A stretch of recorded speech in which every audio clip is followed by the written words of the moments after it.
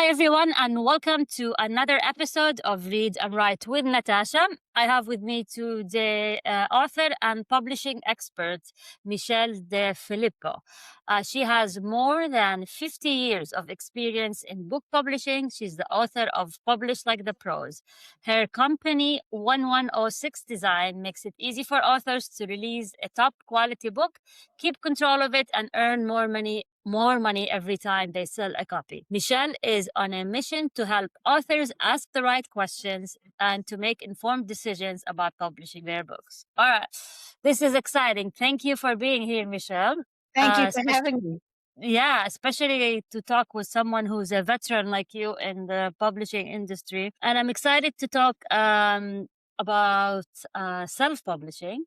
Especially now that I'm seeing if you agree with the statement that self-publishing no longer has the stigma that it used to have in the past, whereas they used to call it vanity press or vanity publishing. So I'd love to hear your opinion about first the stigma around self-publishing and is that changing? Well, you're absolutely correct about that. Self-publishing is accepted now, mostly because it's really difficult to be traditionally published. Very difficult for authors to be picked up by a major publisher. And so now that we have the technology and the expertise readily available to authors, many of them, instead of just going away and being disappointed that they can't get a publishing deal, they can publish it themselves. And that's great. There's a lot of misunderstanding about self-publishing, though. And that's the reason I like to do these podcasts, and we can get into that. Oh, great. So what I've been hearing lately from authors, and I talk with a lot of authors, especially on this podcast, is that the shift now that in the past they would tell you, if you self-publish, no publishing company would look at you afterwards. You're like banned for life, right?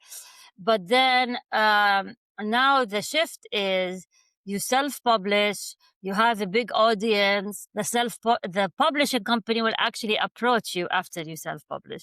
Do you agree with the statement that this kind of things are reversed now that they're and some authors that I talked to, they said they were approached by publishing companies and they actually turned down the big one of them is like the top, I think it was Random House or somewhere like one of the top 5 because they did the math and they had a big audience, so it did not make any sense for them to go with the top. So I would like to hear your thoughts on that.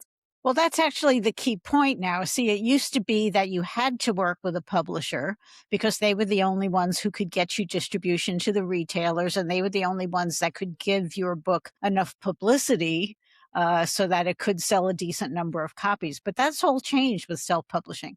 Amazon changed all that. Now it's possible for anyone to get distribution to the public without much effort at all. And so, especially for authors who already have that big list, they really don't need a publisher of any kind.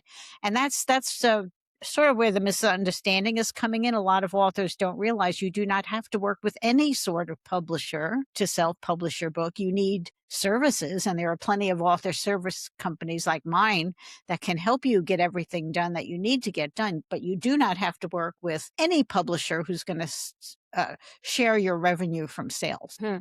So your business model is you help them self-publish and you don't take a cut you don't take cut from the royalties, or what do you do? Like, what is your business model? That's correct. Traditional publishers usually shoulder all of the expenses to create the book, right? And then they pay an author a small royalty in return so that they can recoup their investment from book sales. And that's a fair business model.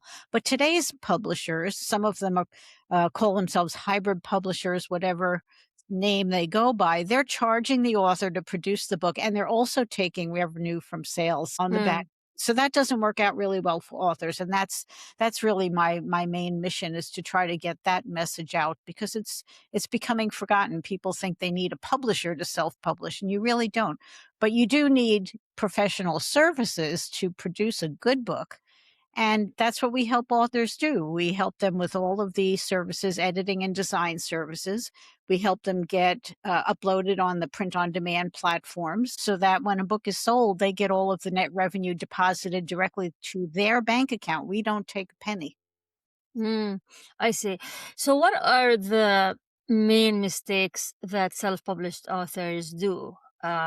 And that's why people say, "Ah, it's a self-published book; it's not good enough." So, how do they actually try to avoid these mistakes so that their book would look and feel like a professional book rather than like a quote quote Well self-published? well, to get a professional book, you have to hire professionals who know what they're doing, right? And Okay. that's the narrative out there is that self-publishing means doing it yourself or finding someone who's really cheap on Fiverr who will do it, and that's not likely to get you the professional level book you need. Good editors, good designers take a lot of time with your book, and they charge accordingly for their time and their talents. So if you're serious about publishing a book for your business, let's say, you should really expect to invest a significant amount of money to get the top quality people that you need to do the job. Now, if you're publishing as a hobby, it doesn't matter. You can hire anyone. But the problems come in when you're publishing professionally or you aim to publish professionally, and then you take the hobbyist approach and hire people who are not really qualified to do the job. I see.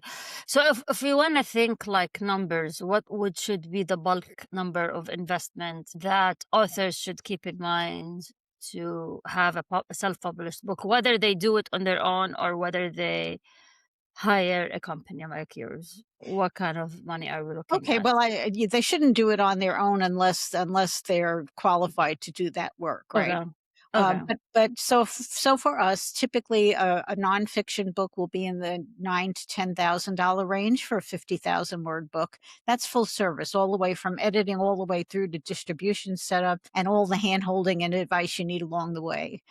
Fiction Mm. would be a little less expensive, more in the $8,000 range, but the Hmm. price Why depends. why is fiction less expensive? I'm Well, curious. it's simpler, right? If you look at the interior pages of a novel, they're very quick and easy to do, whereas nonfiction might have tables and charts and the heads and the Yeah. subheads and outline type text, all of that. So it takes longer to design the interior of a nonfiction. Hmm. So your team would have an editor, a designer, a typesetter. Who are your team members? What are their roles? I didn't quite hear that; it broke up. Ah, sorry, like what are the roles of your team members? Like I would expect a designer, an editor, what else? Like who are the team members that you hire? Yeah, I have a team of 20 people now, and Uh, yeah. So when a book comes in, I can assign it to an editor who has experience in that genre, right? Whether it's fiction or nonfiction or business or religious or philosophy or whatever it might be. And then I have designers, I have proofreaders, I have cover designers, interior designers, proofreaders, ebook formatters, the whole thing, audiobooks if people want to do that. So mm, we can handle just about everything. But our main strength is that we're a small company. We're not going to put you on a big company, publishing company assembly line and give everybody the same solution. It is custom work and it's in collaboration with you so that we do our best to bring your vision to life. It's always complete collaboration. hmm. I see. Okay, I want to talk a bit about AI and the role of AI now since and it's moving really fast and it's improving. How do you feel about using AI, whether in the cover design or even in producing the audio using a voice clone using companies like 11 Labs and so on and so forth? So, where do you stand when it comes to the use of AI now? We've actually done a series of articles about this on our Substack newsletter. I think it's great and valuable in terms of helping authors research and get ready to write the book. I don't think um, it's not there yet in terms of quality, but I don't think it's a good thing to try to use AI to replace human creativity, human advice, human collaboration. It's not there. It's just it's a machine that's going to spit out information, but it's not a real conversation, Mm, even though it sounds like it is. It's not the same as someone who has decades of experience sitting down with you and saying, okay, here's what I think we should do. What do you think about it? Here's my idea for a strategy. Who do you want to market to? What is your book about?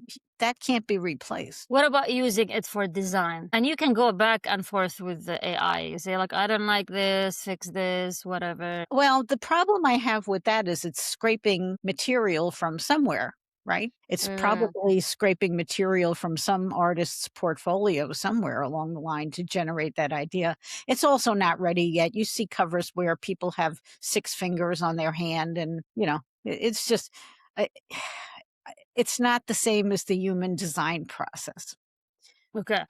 What about AI in terms of audio? Because I went to a conference last week, and they were talking about audio cloning. So I can go to a company like 11 Labs, and they would clone my voice, even with this accent, and they would clone my voice. And instead of me paying thousands of dollars, they would just I use the clone to record my book, and I'm done. Can hear the difference, can't you? It sounds flat. Mm. It's not the same as a human being giving emotion to the text. I Okay. maybe 20 years from now it'll be you won't be able to hear the difference. I don't know. We're at the beginning of something really big and really brand new, and we'll have to see. But I still think that people matter. I hope we don't all have to just interact with some gigantic machine in order to live our lives and create our content. So, so do you use any AI tools in the production of your books for your No, clients? no, not in the production, because that's, again, there's thousands of decisions that we make along the way in terms of how to design the book, and even when you're formatting a book. Today they call it formatting. People don't remember that there's such a thing as book typesetting, which was Mm, which is a specialty all its own, and great care is taken there too to get the spacing just right so that the reader is not distracted in any way, and the reader can focus on your text and comprehend your text. It's a big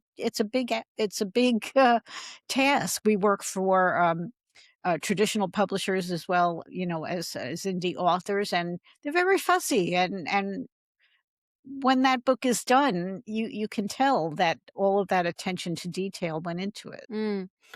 Okay, so you're someone who's been in the publishing industry for a long time, 50 years, right? That's a really long time. So you've seen a lot of changes, right? Yes. From the the publishing house changes, all of that.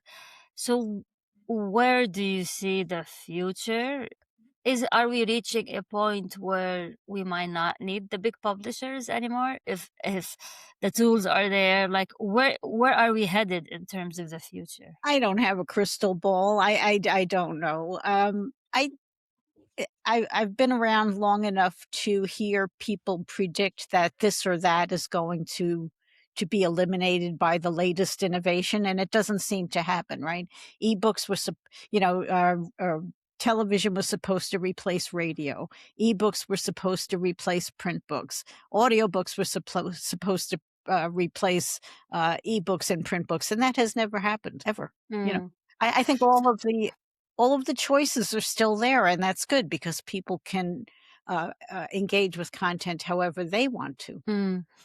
So, when do you think people should make the choice to self publish? So, for example, I do book coaching, and my clients, after they finish their manuscript, they say, now what? So, I tell them, like, okay, start with the traditional publisher. You need an agent, and then the minute they hear that it might actually take them years to even just get their foot on the door, they immediately say, no, life is too short. I'm gonna self.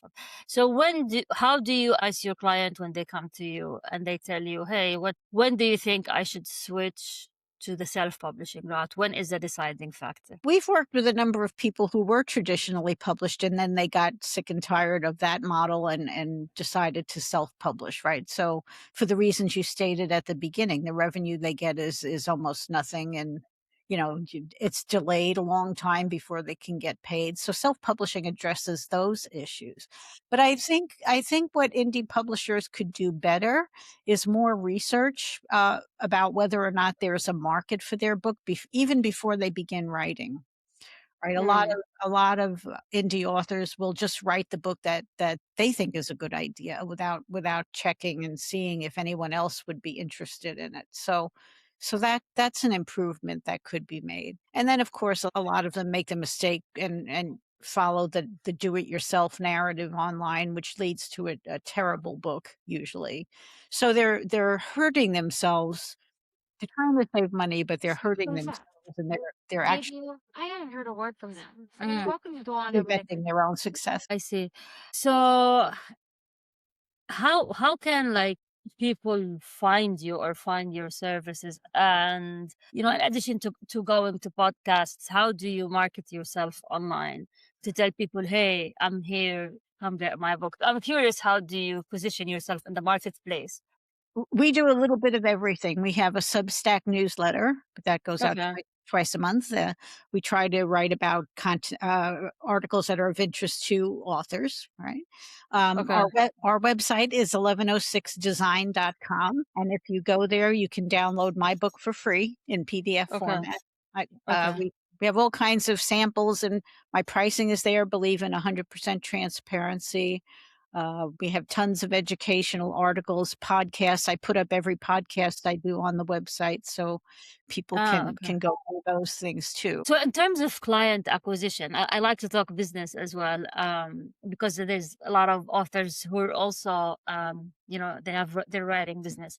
In terms of client acquisition, where do you think your most clients come from? Definitely LinkedIn. We do a lot of LinkedIn outreach, and Mm, that's because a lot of business people or career people are more likely to write a book than it's easier to find customers on LinkedIn because many of them write books, whereas to go out to the general public and just try to find anyone who's thinking about writing a book is nearly impossible from a marketing standpoint. So you actually convince them to write the book? So tell them, hey, I think you have a book in you. Why don't you publish with us? Or do you look for people who are already working on a book and convince them to publish with you? Well, both. We post a lot of articles on LinkedIn and other social media, and we direct them to our Mm, newsletter and post samples and try to keep a conversation going. It's difficult because you never know what anyone is going to see.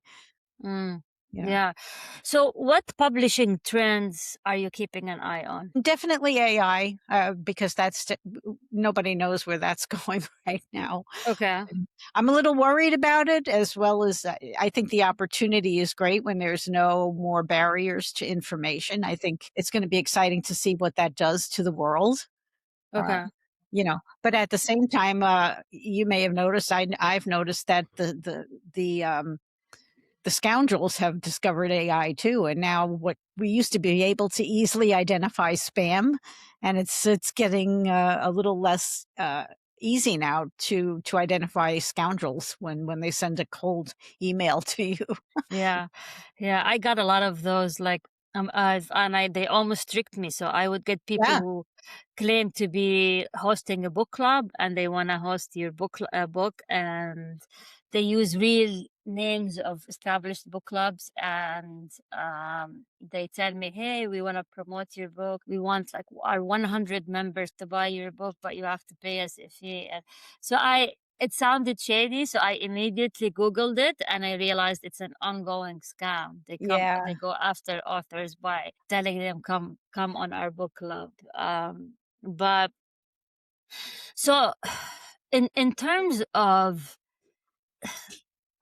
the future of publishing and AI, do you think we would ever reach a point where everything is going to be manufactured by AI, except maybe for the writing for the original idea of the book? I hope not, because even AI text is flat, right? Just like Mm, an AI voice is flat. And of course there are people who are jumping on that in terms of it being, the easy way to get content out. But there, just think of the authors you love to read, right? For me, it's Stephen King, Dean Koontz. You just cannot replicate how they put words together and mm, the yeah. creative stories they come up with. I sincerely hope we don't all wind up being attached to some emotionless, faceless machine that is not accountable to anyone. Mm, mm. So, in terms of your media consumption as a professional publisher, what are your media sources to keep up with the publishing news and the latest trend? What do you follow? Who do you follow? Podcasts, authors, Substacks? I'm curious to see how do you keep up with what's happening? I do Substack. We also, it just kind of flew out of my mind there. I read LinkedIn a lot. I like to know what other people are saying there. A good organization for any author to consider is Ally, the Alliance of Independent Authors. They have, Ally? yeah, Okay. Let me Ally. write. It's Okay. selfpublishingadvice.org. Okay. They, for decades now, have maintained a watchdog list to warn self-publishers about the scammers in the industry, and they have tons and tons of educational content that every author should take advantage of. They So, have a forum where you can ask questions. I participate on that as much as I can. oh wow. So what are the scammers? How are they targeting self-published authors? Mostly it's emotional pitches from what I can see, will make your book a bestseller. That's a Okay. complete lie. It's just they're tricking Amazon's algorithm. You're not going to sell a lot of books. You're just going to lie about being a best-selling author. I guess that appeals to some people. I don't know. But it's unethical, of course. And how do they trick the algorithm? By using ads and keywords, or how do they do that? They get people to buy the book. They get a lot of people to buy the book within a 45-minute period, and Amazon's computer is not a thinking human, so it's Ah. oh, this book is flying off the shelves. It's a bestseller, but it's so then the author can take a screenshot of that and claim to be a best-selling author from then Hmm. on. But they've destroyed the meaning of the word bestseller because now nobody believes it. They just, Yeah, you know, that's true. I actually don't believe it anymore yeah, when I and see because everyone is claiming to be a bestseller yeah, these days, yeah, and and they're it's not. yeah, they're not like what defines a bestseller in your eyes? I do have a client who's a literary agent, the real thing, and a bestseller is defined by a book that has sold more than 10,000 copies in the last week. That's a real Mm. bestseller. And do you use what list? New York Times list, or do you use the Amazon list or the USA? According to Nielsen, which tracks bookstore sales. I see. Okay. Okay. Um, so one thing I wanted to ask you is about the distribution part for indie publishers or self-published. So there's Ingram Spark, that's and I think Draft to Digital. What do you use to distribute the books of your clients? We recommend they use KDP and Ingram Spark together. Okay. Using KDP to feed all the Amazon channels at a 40% wholesale discount, Okay. and then Ingram Spark to feed the expanded distribution channels, which is physical bookstores, libraries, other distributors, and so forth. And for that, you need to offer a 55% wholesale discount. So Okay. by using both platforms together, you get the widest distribution at the lowest cost. Okay. Okay, I wanna have a technical question about Ingram Spark. So I put my books on Ingram Spark, and that that was it. And I know there's a second part to it, which is if your clients or you put their books on Ingram Spark, how do you guarantee that the bookstores actually order them from Ingram Spark?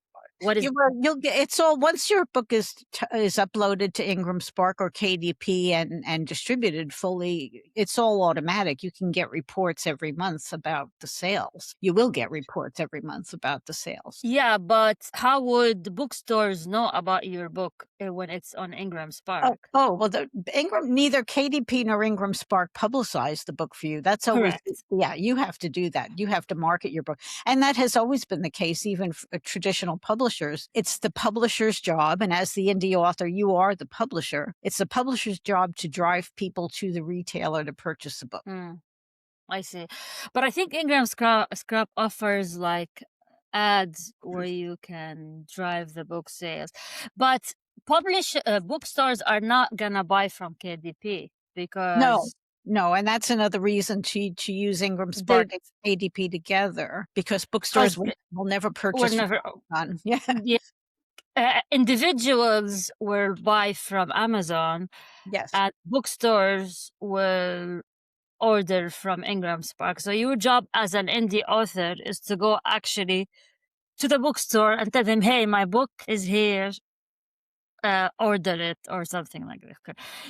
Well, see, that's another thing that the scammers tell authors, which isn't quite correct. They'll say, we'll distribute your book to bookstores nationwide, these hybrid publishing companies. Well, what that means is they're going to put it up on their Ingram Spark account, and they will get the sales reports and they will get the revenue, and hopefully you'll get paid, but there's no guarantee of that because you're not seeing any of the reports, right? But bookstores it's really difficult to get on a bookstore shelf.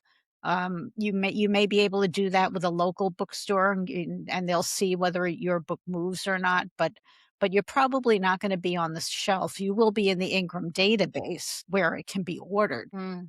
I see. What are the top marketing tips you would give to a self-published author? Excuse me. Take your time. Marketing tips. The best marketing tip I can give anybody is to prepare an excellent book in the first place. Right? Okay. Because people will recognize that it's a quality book and tell others about it if it's well edited, if it's well designed, if the cover is well designed. Your cover has to look like it was traditionally published, right? It's the first impression. It's the statement that tells people that you are a serious author, right? So don't skimp on the cover, and even the interior pages have to be typeset well, because you don't want to. If the reader stumbles over poorly typeset text, they might blame you, the author, and say, I didn't like that book. But it might not be that. It might not be what you were writing. It might be that it wasn't properly typeset. So prepare a quality product. Yes, it's a risk. Nobody knows whether the book is going to sell, but the answer to that risk is not to put out an amateurish product. And that's where people go wrong. What other tips would you offer them in terms of marketing? Well, you should actually know where your audience hangs out and who you're writing for before you even begin. And then after that, there's research available. It's one of the products on our website. There's research available to find out where your target audience hangs out online.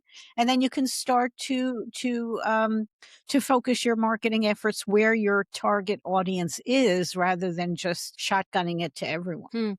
I've been hearing a lot about Facebook groups, especially like genre Facebook groups, genre focused Facebook groups. How do you feel about authors hanging in these like Facebook groups? And somebody said, they're just authors promoting each other's books. So yeah, it is. Yeah. How do you feel about these Facebook You want to groups? find the groups where the audience is, not where other authors are. But authors are big readers, so they buy books. Yeah, I didn't hear that. I'm saying, but authors are also big readers, so the authors also buy books. Yeah, but you really want to try to find your public audience where lots of people hang out to discover new books. Can you give me an example? Let's say I write women fiction, right? Where do you think I can find my audience? I'm not a marketer. I hire that service out to my clients who want it, so I couldn't begin to tell you, but they know how to dig and find the Facebook groups and the reviewers and so forth to find that audience. Wow.